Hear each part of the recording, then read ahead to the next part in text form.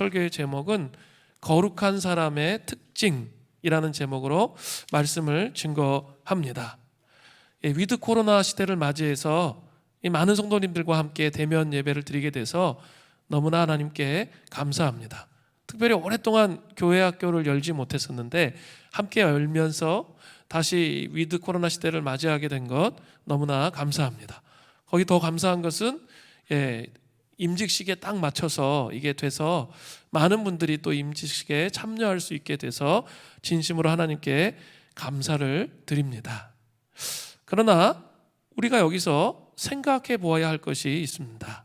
그것은 포스트 코로나 시대의 그리스도인들의 신앙생활의 변화입니다. 예장 통합총회에서 나온 복음으로 교회를 새롭게 세상을 이롭게라는 책이 있습니다. 총회 이제 해설집인데요. 거기에 이제 통계 자료가 나왔습니다.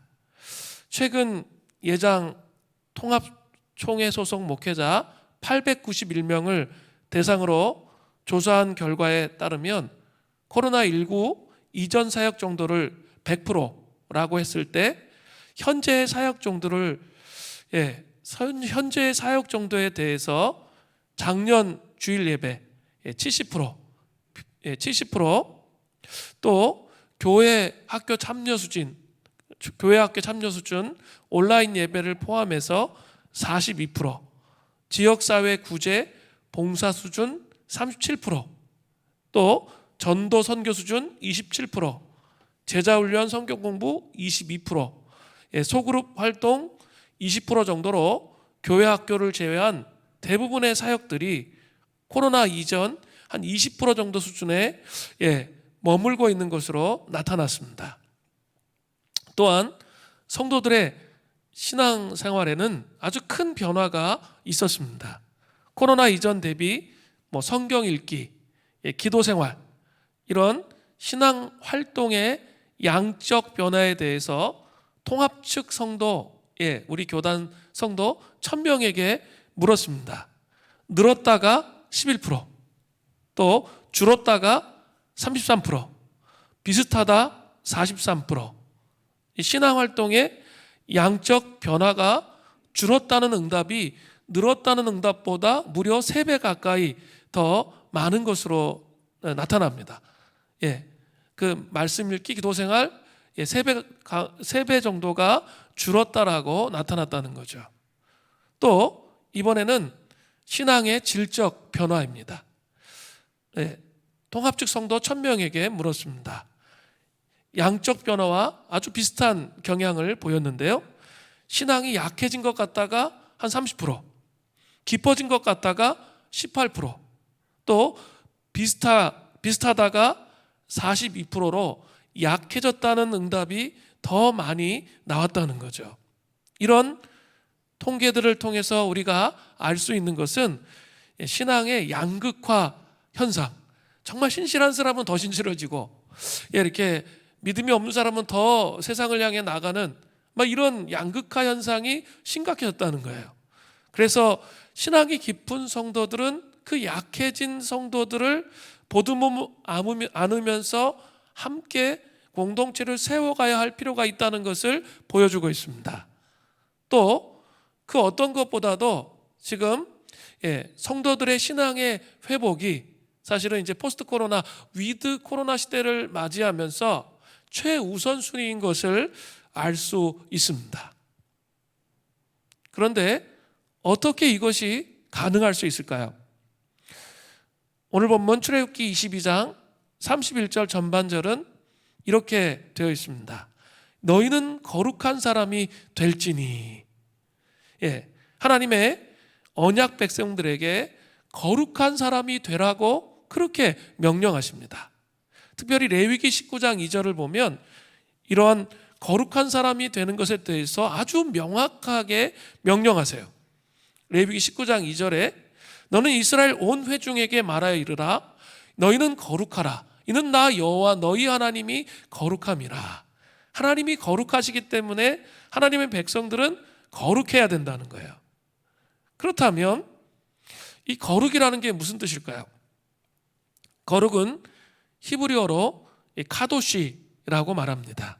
이것은 잘라냄, 분리함 이런 뜻이 있어요. 이것은 더러움과 분리된 상태를 의미하는 거예요. 더러움과 분리된 상태. 거룩은 하나님께만 있는 매우 중요한 성품으로 모든 피조물들과 완전히 다르게 구별되는 것을 의미합니다. 이 세상에 있는 어떤 것도 그 자체만으로는 거룩하지 못합니다. 그리고 거룩하신 하나님과의 관계가 연결되어질 때만이 거룩하게 되는 것이죠. 하나님은 이스라엘 백성, 즉 언약 백성들에게 하나님의 거룩하신 속성을 본받아서 거룩한 사람이 될 것을 명령하셨다는 거예요. 자, 그렇다면 어떻게 거룩한 사람이 될 수 있습니까? 출애굽기 19장 5절에 보니까 세계가 다 내게 속하였으나 너희가 내 말을 잘 듣고 내 언약을 지키면 너희는 모든 민족 중에 내 소유가 되겠고, 이런 말씀이 나와요. 하나님의 백성된 사람들이 참된 거룩함을 유지할 수 있는 비결은 하나님의 언약을 지키는 거예요. 하나님의 언약. 오늘 본문에서 언약을 지키는 거룩한 사람의 특징이 잘 나타나요. 언약을 지키는 사람은 이런 특징이 있다는 거예요. 그렇죠? 이런 거룩한 특징이 있어야 이 위드 코로나 시대에 하나님의 방법으로 하나님의 역사를 경험하는 교회 공동체가 될 수 있다는 거예요. 함께 살펴보겠습니다. 먼저 언약을 지키는 거룩한 사람의 첫 번째 특징은 하나님께만 헌신된 사람들이에요.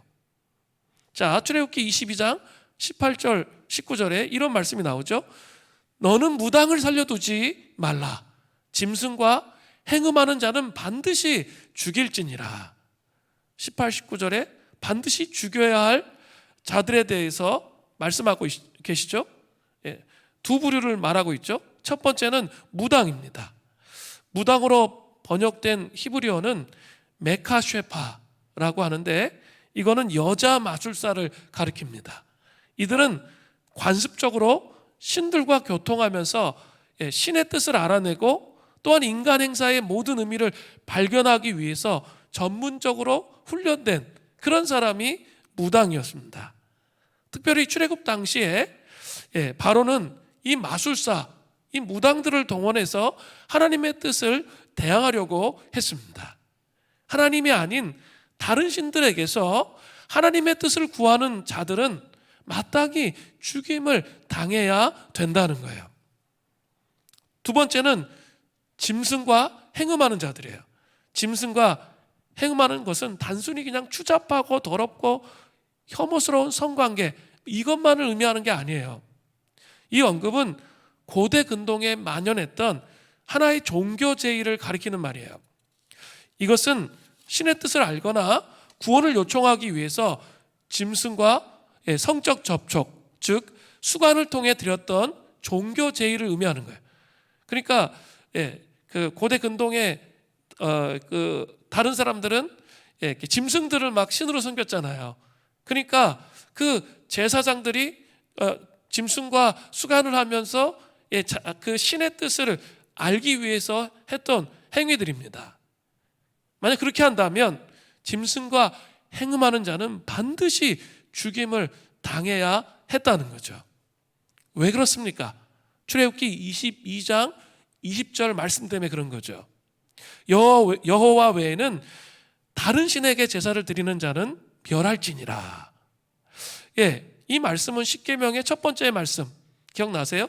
출애굽기 20장 3절. 너는 나 외에는 다른 신을 두지 말라는 이 말씀에 대한 보충적인 설명이에요. 이방신을 섬긴다는 것은 여호와 하나님에 대한 모독이요 반역이었습니다. 그러한 자들은 반드시 멸해야 돼요. 이 멸해야 된다는 것은 히브리어로 하람이라고 하는데, 이것은 진멸을 의미하는 거예요. 근데 이 진멸은 자기 혼자 죽는 걸 의미하는 게 아니에요. 그런 심각한 우상 숭배의 이 죄악을 범하면 이 가족까지 자기가 소유하고 있는 모든 재산까지 완전히 싹 쓸어서 없애버리는 것을 의미해요. 이건 뭘 의미해요? 하나님의 백성들이 순수하게 일편단심으로 깨끗하게 그냥 오로지 하나님만을 이렇게 하나님에게만 헌신된 사람이 되기를 원하시는 주님의 마음이 10계명의 첫 번째 계명, 또 오늘 본문을 통해서 분명히 알 수 있다는 거죠. 하나님의 백성은 오직 하나님께만 온전히 헌신된 그런 사람들이라는 거예요. 열린다 성경의 광야 이야기를 보면 애굽 땅과 가나안 땅을 비교하는 말씀이 나와요. 신명기 11장 10절부터 11절이 중요한 말씀인데요. 이렇게 되어 있어요.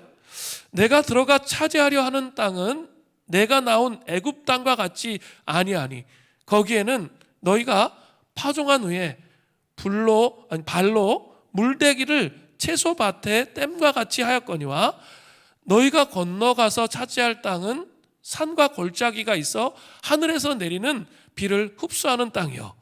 애굽 땅과 가나안 땅을 비교하고 있어요. 애굽 땅은 뭐라고 얘기해요? 10절에 되어 있죠. 너희가 파종한 후에 발로 물대기 할 수 있다는 거죠. 발로 물대기를 채소밭에 댐과 같이 하였거니와. 그죠? 발로 물대기 할 수 있다는 게 물이 너무 풍부해서 발로 물대기 할 수 있다는 거죠. 그 이유가 무엇입니까? 애굽은 주기적으로 범람하는 나일강 하류의 델타 지역을 중심으로 도시 문명을 일구었습니다. 강이 시시때때로 범람하면 그건 재앙이에요. 때가 없어. 아무 때나 막 하면 그 재앙이죠. 그러나 주기적으로 범람하면 그 주기를 따라서 농사를 지을 수 있게 되고 그것이 최고의 축복이 될 수 있다는 거예요. 나일강은 매년 5월부터 7월경 수위가 올라가요. 그리고 9월부터 10월경에는 최고의 수위에 도달합니다. 주기적으로 범람하는 나일강 하류에서 이 델타 지역에 침수된 7월부터 10월, 그때는 농한기죠. 물이 침수됐으니까 농사 지을 수가 없단 말이에요. 그런데 물이 빠진 11월부터 2월까지, 우리랑 좀 반대인데 11월부터 2월까지는 그게 농번기가 되는 거죠. 그리고 3월부터 6월까지는 추수기가 되는 거죠. 그래서 애굽 땅은 해마다 매년 풍년인 그런 땅이 되었다는 거죠. 애굽의 농민들은 7월부터 10월에 농한기를 지나 물이 빠지기 시작하는 11월부터 2월은 농번기로 물이 빠지면서 형성된 그 비옥한 농지에서 땅 짓고 헤엄치듯이 그렇게 농사를 지을 수가 있었어요. 농민들은 나일강에서 농지까지 물을 끌어오기 위해서 막 수로 내고 막 우린 난리잖아요, 우리나라도. 근데 그렇게 할 필요가 없어요. 그냥 발로 밟으면 돼. 그러면 자동으로 수로가 생긴다는 거예요. 정말 너무 쉬운 거예요. 그렇게 농사를 지었던 것이죠. 인간적으로 생각해 보면 애굽 농민들이야말로 젖과 꿀이 흐르는 땅에 살고 있는 거예요. 그러나 애굽 땅을 젖과 꿀이 흐르는 땅이라고 그렇게 말하지는 않습니다. 오히려 반대로 애굽 땅을 세상으로 해석하죠. 어쩌면 우리가 살고 있는 세상과 비슷한 모습이 애굽 땅이에요. 겉으로 보기에는 화려하고 풍요롭고 풍족하고 자극적인 그런 모습들이 많잖아요. 그런 모습이라는 거예요. 그러나 가나안 땅은 신명기 11장 11절을 보세요. 뭐라고 되어 있어요? 하늘의 비를 흡수하는 땅으로 묘사합니다.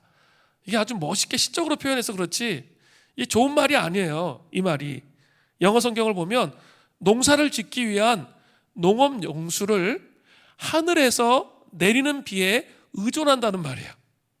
농사 짓기 위한 농업 용수를 하늘에 의존하는 거예요.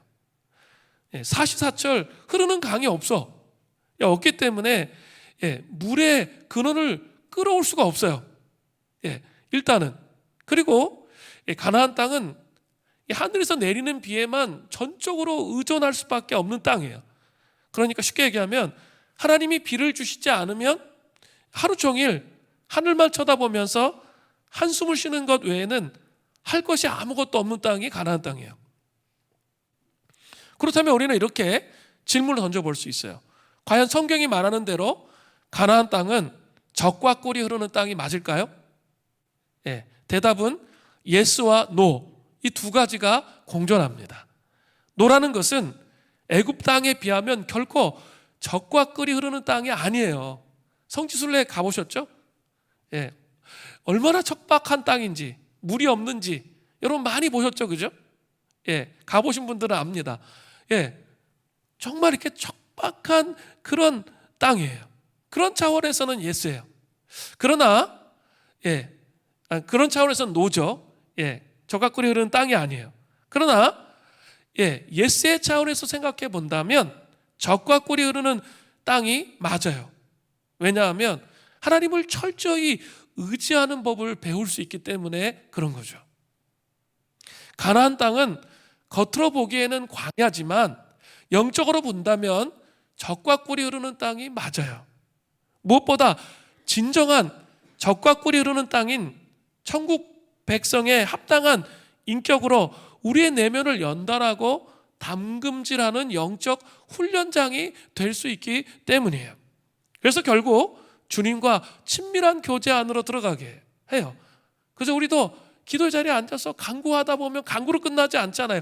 결국은 이게 이런 것들에 매여 있는 것들이 잘못됐구나 이런 걸 깨닫고 결국 하나님 한 분을 추구하게 되잖아요. 예, 그 연단의 과정 속에서 사람들이 그렇게 해나가기 시작한다는 거죠.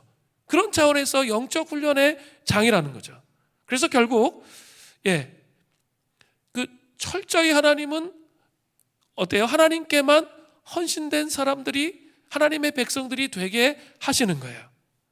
거룩한 사람의 특징을 가지도록 그렇게 하신다는 거죠. 하나님의 백성들의 삶의 정황도 가나안 땅과 비슷해요. 철저히 하나님만을 의지하는 삶을 살도록 그렇게 하시는 거죠. 그래서 우리 하나님의 백성들에게 이렇게 장애물들이 있게 되는 거예요. 많은 장애물들이 있는데 그 과정 속에서 하나님을 깊이 의지할 수 있도록 그렇게 하신다는 거죠. 하나님께만 헌신된 거룩한 사람이 되도록 그렇게 우리를 이끌어 가신다는 거예요. 이게 하나님의 인도하시는 방식이에요. 말씀과 기도의 회복을 통해서만 철저히 하나님께 헌신된 그런 사람이 될 수 있습니다. 기도와 말씀의 삶을 살면 우리 삶 전체가 하나님과 연결되어집니다. 하나님의 사랑이 영적 혈관인 우리 마음과 존재를 타고 흐르게 되는 거죠. 존재 양식이 새로워지고 그 고난을 살아내는 방식이 완전히 달라지는 거예요. 그죠? 이 말씀과 기도로 사는 삶이 정말 쉽지가 않아요. 여러 가지 환경으로 인해서 낙심하고 어려움이 있고 막 그러면 제일 먼저 안 하는 게 그런 거잖아요. 그죠? 그럼에도 불구하고 우리가 다시 돌아가야 할 것이 하나님 말씀과 기도예요. 그것으로 돌아가야만 고난을 이길 수 있고 거기에서 하나님의 뜻이 무엇인지를 발견해서 이 가나안 땅에서의 인격의 변화를 통해서 하나님을 만날 수 있는 하나님께만 완전히 헌신된 그런 사람, 우상을 섬기고 있지 않는 그런 사람으로 하나님께서 세우신다는 거죠. 제가 금요심야 기도회 때 마가복음 2장 중풍병자와 내 친구 이야기를 말씀을 드렸어요.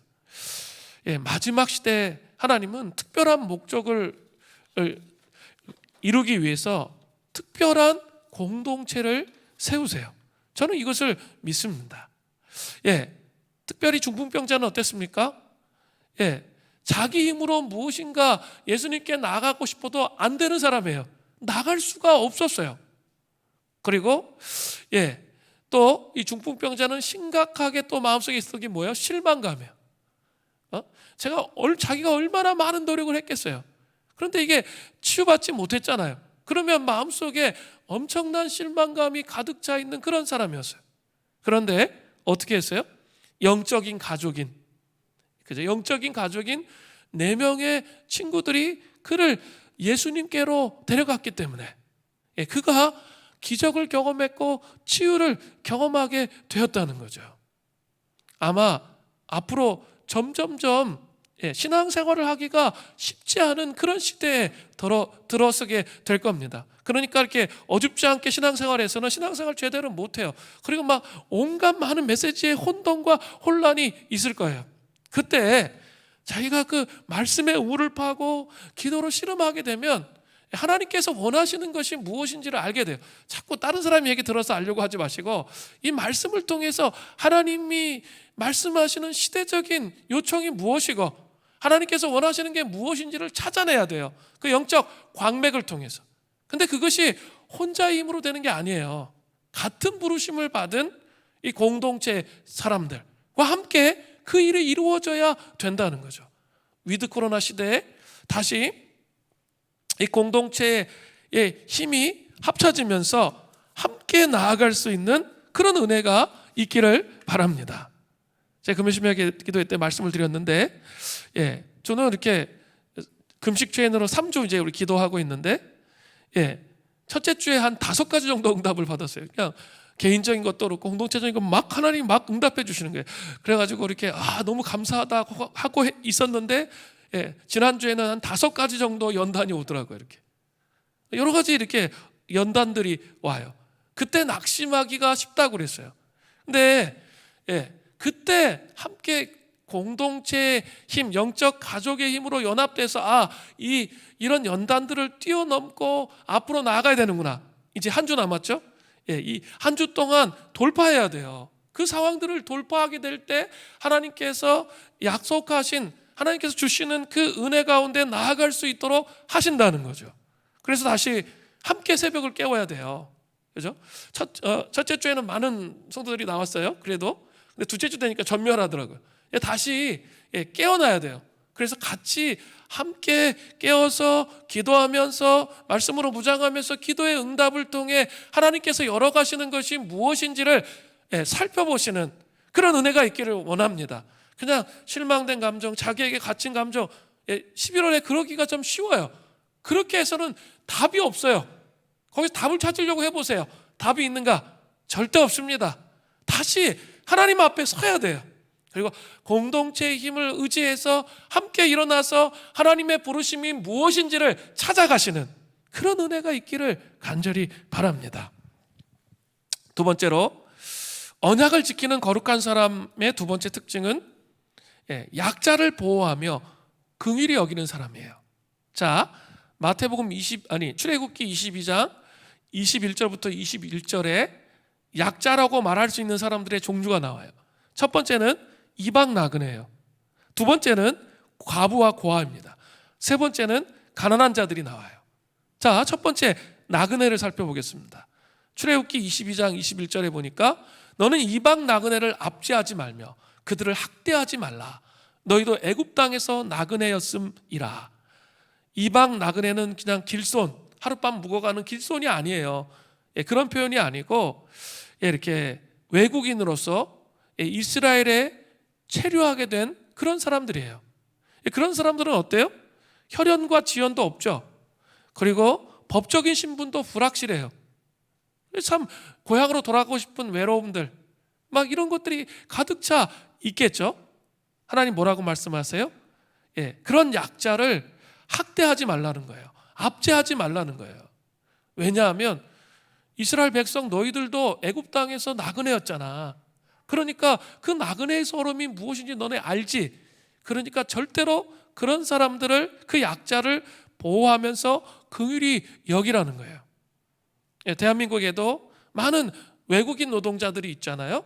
어떻게 보면 약자들이에요. 그런 약자들에 대해서 우리가 막 인종차별을 하고 임금을 떼어먹고 이런 짓을 하면 안 돼요. 하나님이 기뻐하시지 않으세요.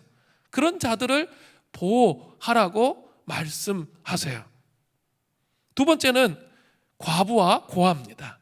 출애굽기 22장 22절을 보세요. 너는 과부나 고아를 해롭게 하지 말라. 사람들이 나그네와 과부와 고아를 압제하는 이유가 무엇일까요? 그것은 그들을 보호할 사람이 없다는 것을 알기 때문이죠. 그래서 쉽게 악을 행하는 거죠. 뭐 그렇게 쉽게 악을 행해도 된다고 생각하는 거예요. 그런데 아주 중요한 게 한 가지 성경에 나와요. 그것은 고아와 과부들에게는 세상의 그 어떤 것보다도 더 강력한 보호 조치가 있다는 거예요. 여러분 이걸 믿으세요. 그 보호 조치가 있습니다.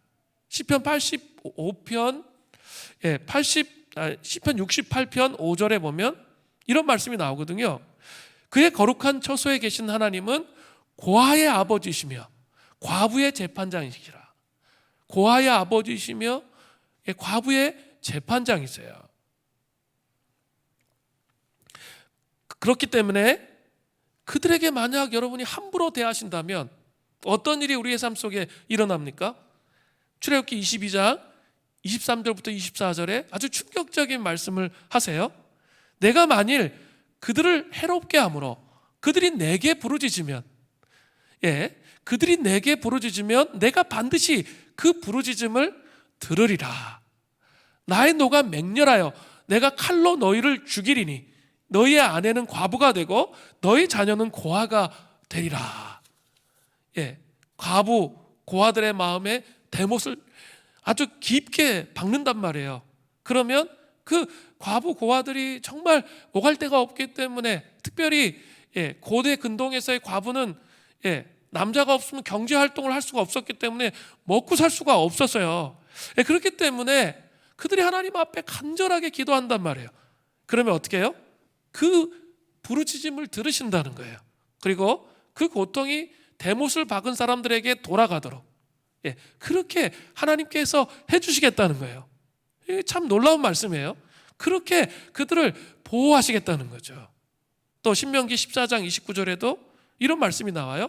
너희 중에 분깃이나 기업이 없는 레위인과 내 성중에 거류하는 객과 및 고아와 과부들이 와서 먹고 배부르게 하라.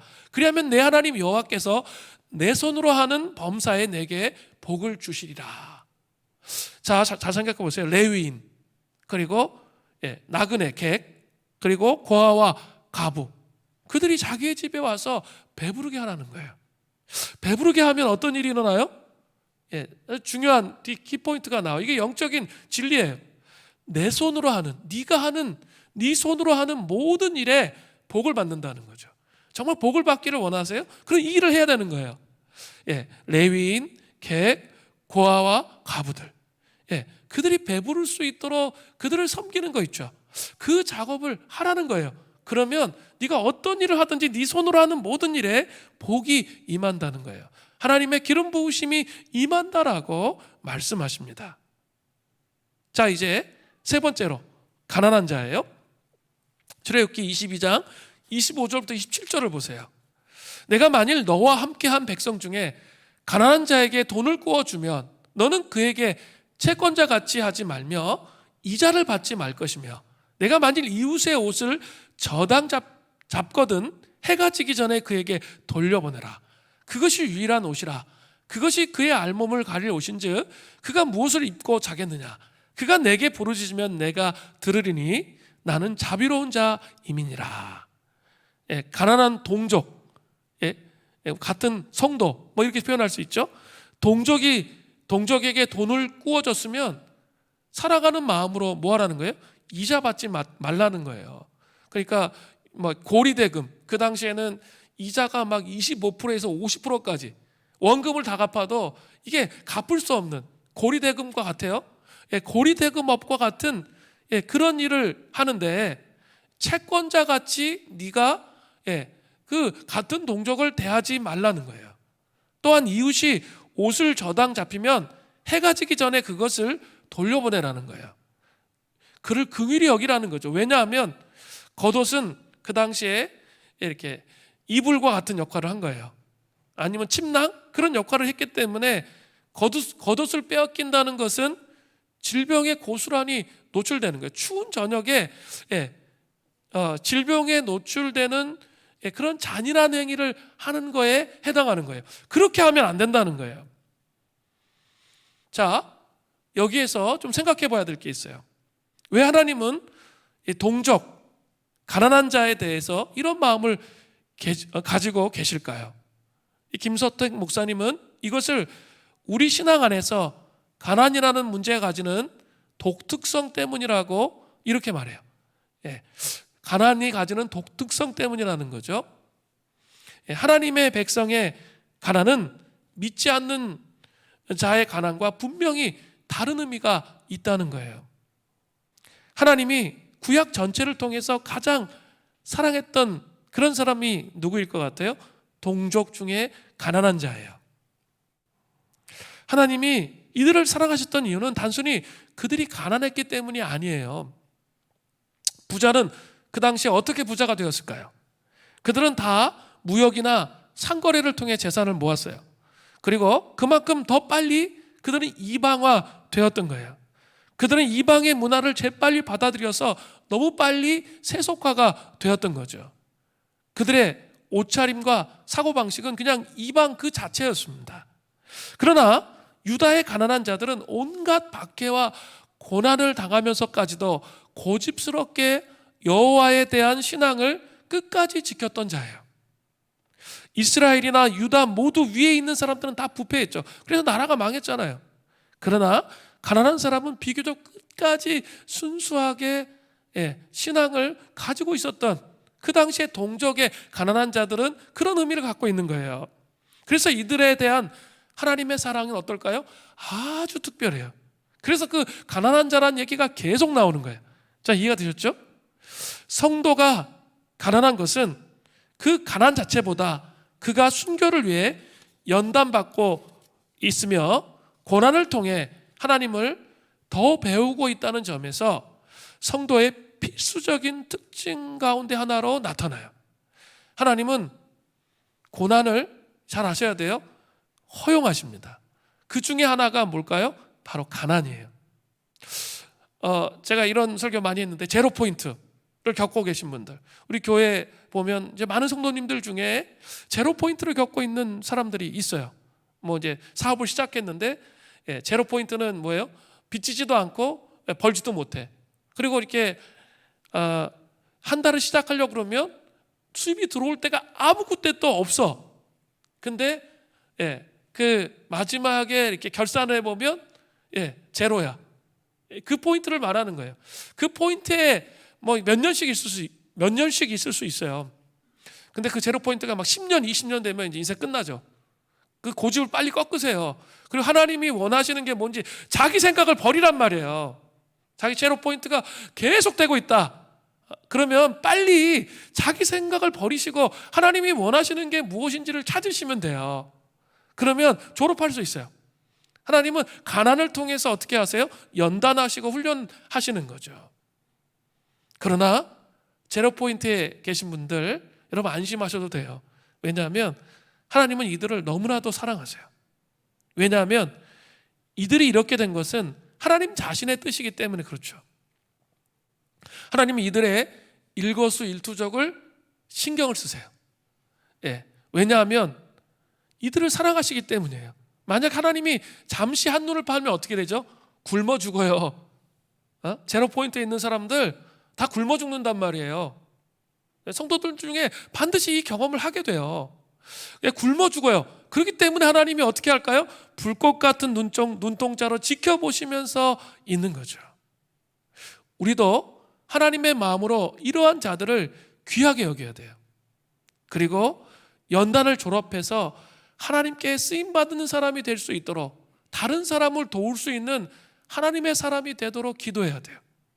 우리 교회 안에는 사랑헌금 제도가 있잖아요. 그런 게 이런 거예요.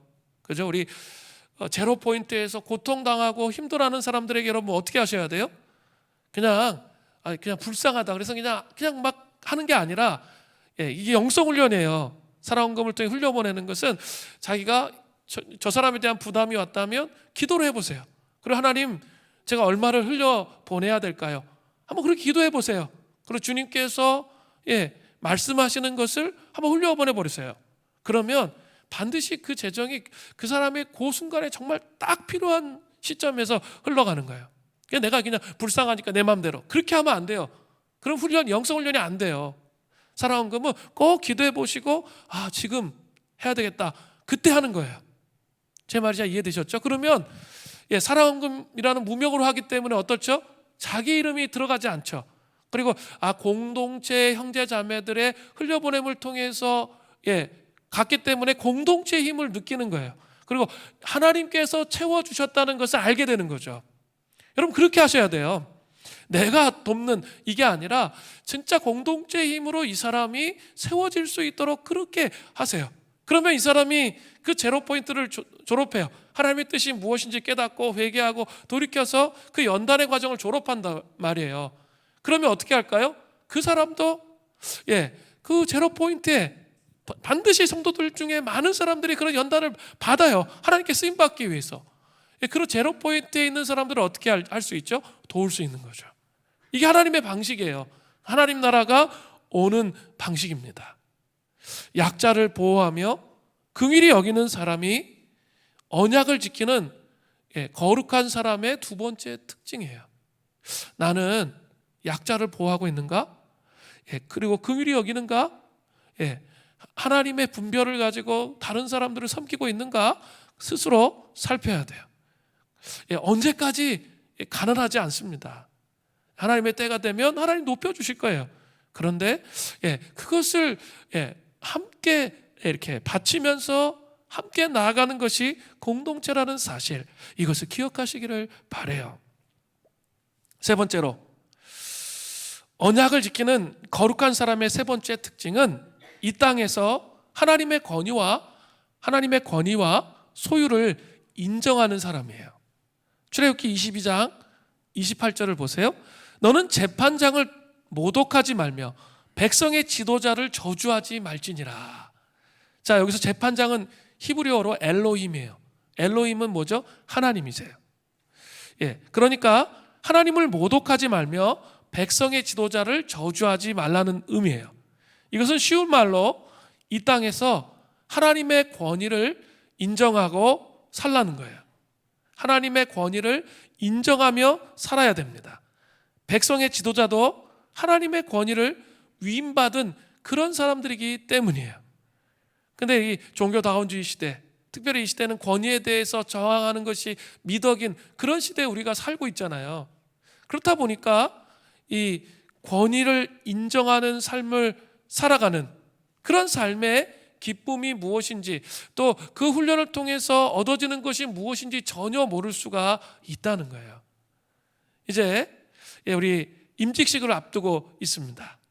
여러분, 이 교회 지도자들, 사역자, 장로들, 재직들, 리더들, 여러분 그 권위를 인정하는 것, 권위를 존중하는 것이 사실은 하나님의 권위를 인정하는 것과 마찬가지라는 거예요.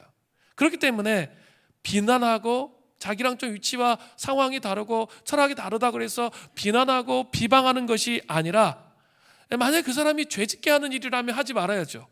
죄짓게 하는 일이 아니라면 순종하면서 함께 맞춰가는 게 공동체예요. 그럴 필요가 있어요. 여기서 막 다 각자 자기 의견만을 주장한다면 이 공동체가 정말 하나님께서 원하시는 그런 방향으로 갈 수 있을까요? 못 가요. 함께 기도하면서 서로 맞추고 연합하면서 함께 세워가야만 갈 수 있는 거예요. 그것은 순종이라는 영역을 훈련해야만 갈 수 있는 영역이에요. 그죠? 보이는 사람에게 순종하는 훈련이 안 돼 있는데 어떻게 보이지 않는 하나님께 순종할 수 있겠어요? 잘 될 수가 없는 일이에요. 그런 작업들이 필요한 거예요. 우리가 그냥 임직식을 한다는 것은 그래 너네들 세우고 네 맘대로 해라 이게 아니에요. 함께 호흡을 맞추면서 함께 연합해서 그런 작업으로 가겠다는 의미라는 사실을 여러분 기억하셔야 돼요. 그냥 이 사람들한테 니네 다 교회 책임져라, 난 모르겠다, 벼락으로 내몬다면 하나님 기뻐하시는 일이 아니에요.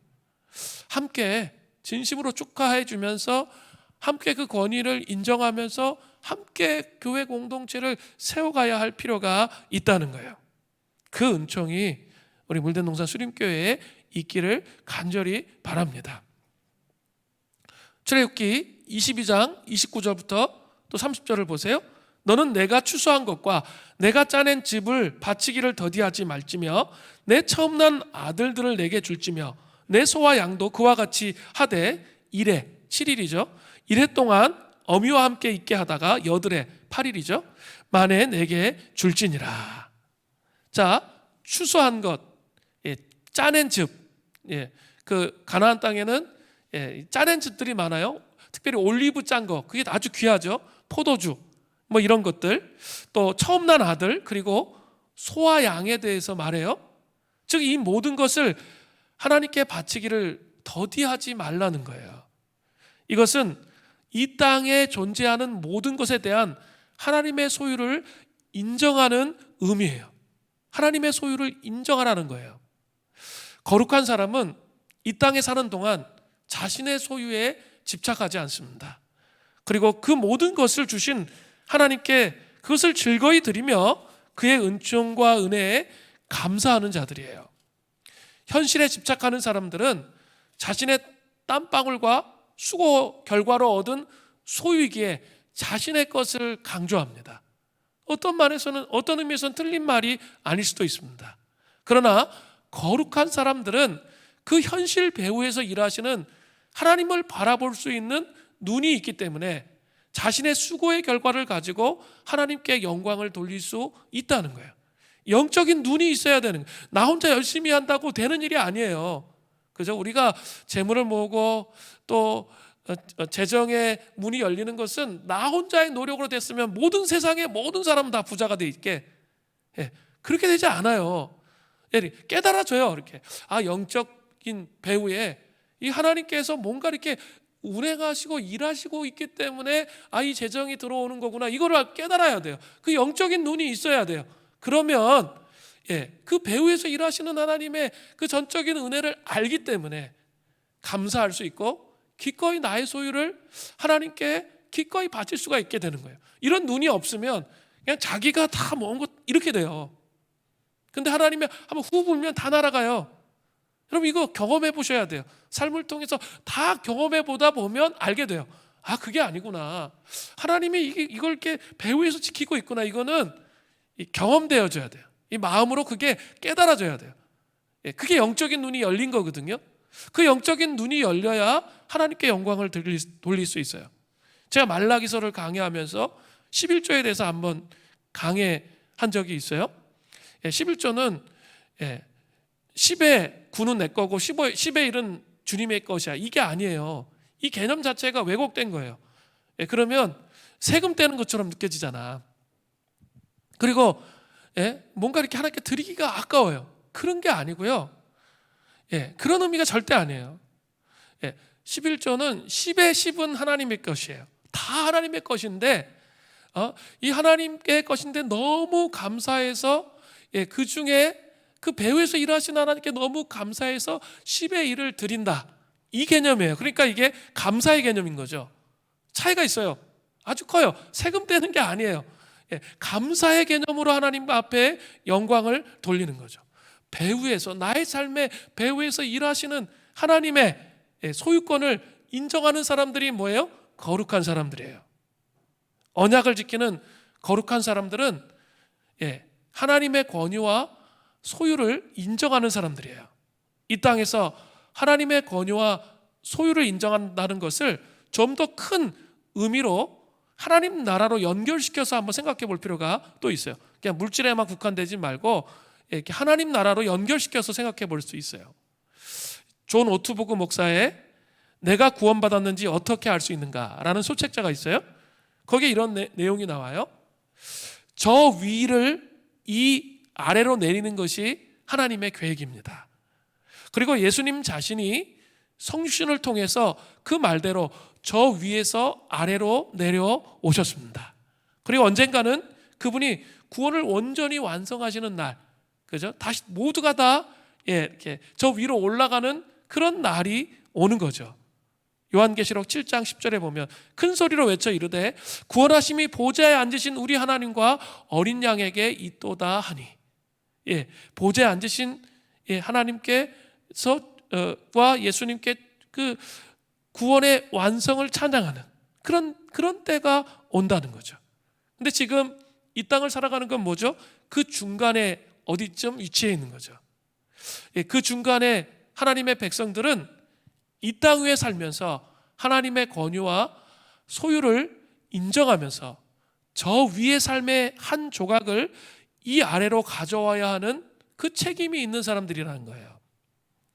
그럴 때마다 하나님 나라가 이 망가진 세상 나라 속으로 들어온다는 거예요. 근데 우리는 너무 하나님 나라를 거창하게 관념적으로 생각하는 경향이 많아요. 그게 아니라는 거예요.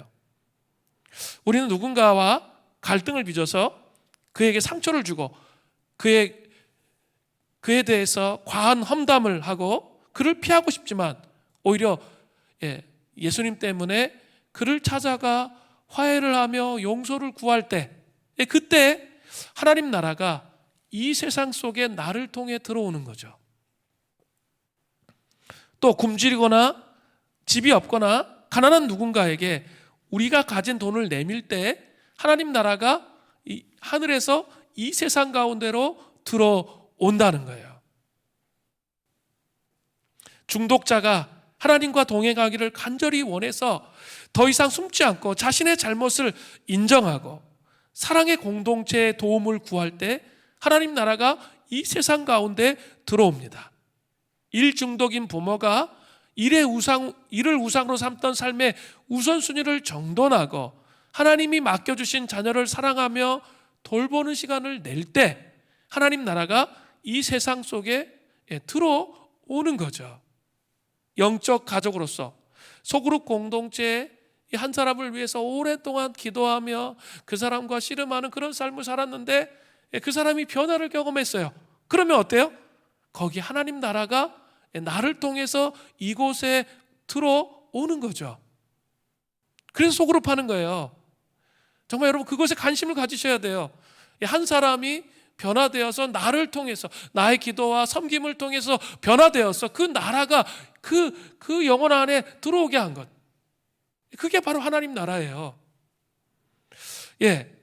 예수의 DNA로 공동체가 가득 채워져 있어서 이 담임 목사로부터 우리 영학에 이르기까지 전체가 다 예수 그리스도의 DNA로 가득 차여져 있어서 우리를 통해서 이 땅 가운데 스며드는 하나님의 나라를 한번 생각해 보세요.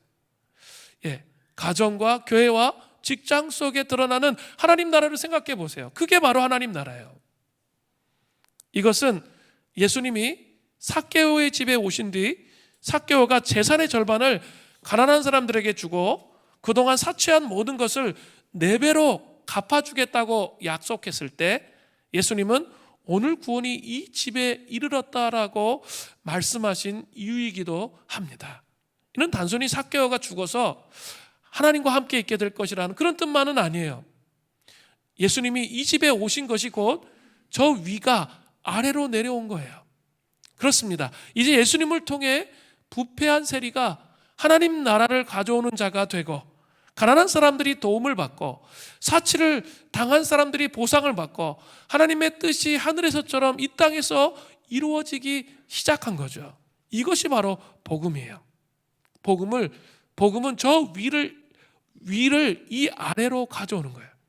그러니까 눈으로 보고 자꾸 인간적인 생각으로 판단해서는 안 된다는 거예요. 우리는 너무 쉽게 눈에 보이는 걸 갖고 판단하고 실망하고 낙심합니다. 그렇게 하지 말라는 거예요. 높은 이상을 품고 그 위에 있는 그 하나님 나라가 이 땅에 도래하도록 그렇게 삶을 살아가는 거예요. 이제 마지막으로 출애굽기 22장 31절이에요. 너희는 내게 거룩한 사람이 될지니 들에서 짐승에게 찢긴 동물의 고기를 먹지 말고 그것을 개에게 던질지니라. 왜 하나님은 들에서 짐승에게 찢긴 동물의 고기를 먹지 말게 하실까요? 그것은 더럽고 추하고 혐오스럽게 생각했기 때문이에요. 하나님의 백성이 아무거나 먹어서는 안 되고 그런 것을 버리는 것을 아까워하지 말라는 거예요.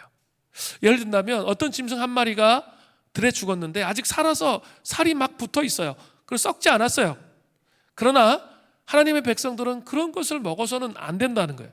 왜냐하면 하나님의 권위와 소유를 인정하는 하나님의 백성들에게 하나님께서 깨끗한 먹을거리를 주실 것이기 때문이라는 거예요. 하나님의 백성들이 못 먹을 것까지 먹을 정도로 비참해져서는 안 된다는 거예요. 하나님의 백성들이 아무리 아까워도 먹을 것이 있고 버릴 것이 있다는 거죠. 밀림의 왕자 사자는 절대로 썩은 고기를 먹지 않습니다. 예, 이건 뭐 다른 말로 우리 용어로 얘기하면 영적 자존심을 가지라는 거예요. 다른 거 자존심 부르면 안 되거든요. 근데 이 부분에 대해서 자존심을 부리라는 거예요. 돈이 없기 때문에 불의한 재물과 타협하는 거 그거 하지 말라는 거예요. 하나님이 하나님의 권위와 소유를 이 땅에서 인정하면 하나님이 반드시 깨끗한 재정을 채워주실 건데 그것을 움켜잡지 말라는 거예요. 썩은 고기 먹지 말라는 것이죠. 이렇게 하면 그 사람을 통해 하나님 나라가 거룩한 삶이 완성되어진다고 말씀하시는 거예요. 오늘 거룩한 사람의 특징 3가지로 말씀을 드렸어요. 첫 번째는 우상을 섬기지 아니하고 온전히 하나님께만 헌신된 사람이 되는 거예요. 두 번째는 약자를 보호하며 긍휼히 여기는 사람이 되는 거예요. 우리 제롬 포인트의 사람들, 가난한 자들을 섬기는 거, 고아와 과부, 나그네 섬기는 거 말씀을 드렸죠. 또 세 번째는 이 땅에서 하나님의 권위와 소유를 인정하는 사람들이 거룩한 사람이에요. 그죠? 그래서 이 땅에 그냥 돈에 대한 문제뿐만 아니라 하나님 나라를 확장하는 삶을 사는, 또 영적인 자존심을 가지고 삶을 살아가는 사람들, 이런 사람들이 이 위드 코로나 시대에 거룩하게 하나님께 쓰임받을 수 있는 사람들이라는 사실을 기억하시는 은혜가 있기를 바랍니다.